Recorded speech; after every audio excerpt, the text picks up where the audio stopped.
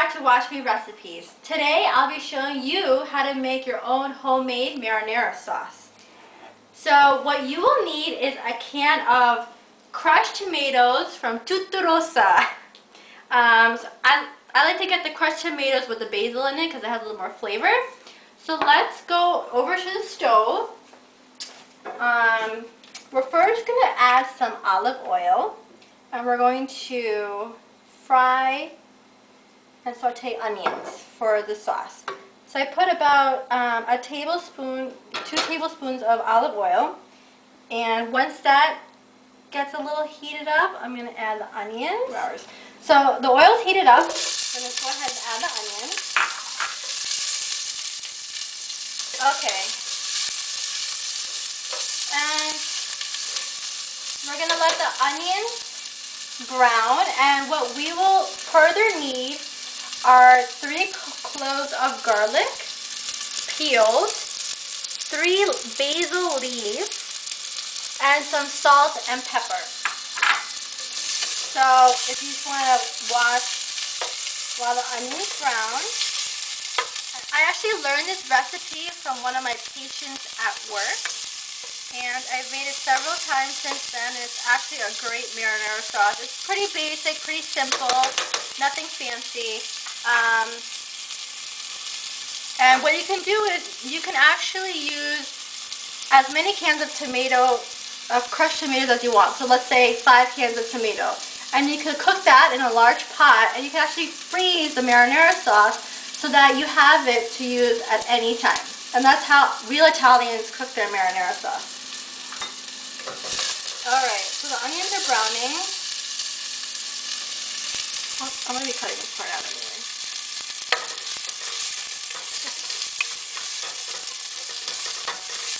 Alright, so we see that the onions are browning and that the oil has dried up a little. So I'm just going to add a little more olive oil just for the sauce, because it'll give the sauce a nice flavor as well. And I'm going to finish browning whatever is left. Okay, and we're going to come over to our can. Okay, and we're going to pour 1 can of crushed tomatoes right in.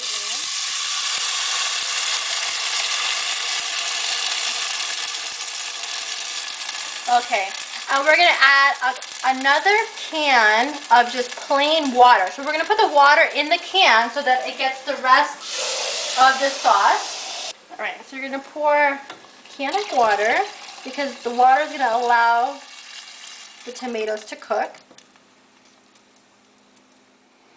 Okay, so after we added the can of water, we're going to add the garlic. Now we're not going to cut or shred the garlic, we're just going to we're going to throw them right in the cloves itself. Okay, and then we're going to add the fresh washed basil leaves. And then we're going to go ahead and sprinkle some salt and some pepper. And we're going to let that boil, and once the sauce gets boiling, we'll allow the sauce to simmer for about 2 hours. So the tomatoes can really cook and blend in with the flavors of the garlic and the basil, and it becomes a nice, thick, hearty sauce. So allow the sauce to simmer. Hi guys, welcome back. It's been 2 hours and the marinara sauce has been simmering for that long, and let's take a look at the formation that we have created. So about every 20 minutes to half an hour, I came in and I stirred the sauce, and I kind of crushed the garlic that was in it and the tomatoes so that it can mix in with the water. So now after 2 hours, we see that the sauce has thickened and everything has blended in together really well. The garlic you can't really see, the basils have blended in so well. And so we have our chunky tomato marinara sauce. So we're going to go ahead and try the sauce. Okay, so tomatoes in general have a very tarty taste to it. So we're just going to add a little bit of sugar just to give it a sweeter taste and to take away that tart.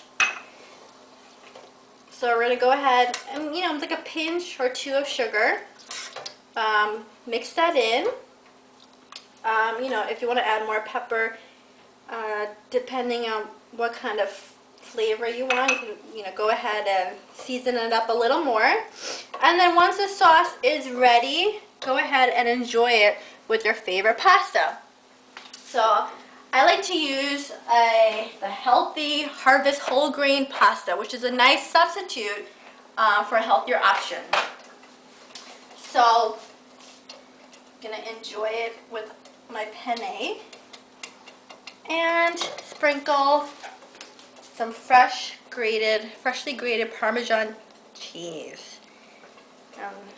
Isn't that delightful? Alright guys, there is your homemade marinara sauce. Let me know how yours turns out. Thanks for watching.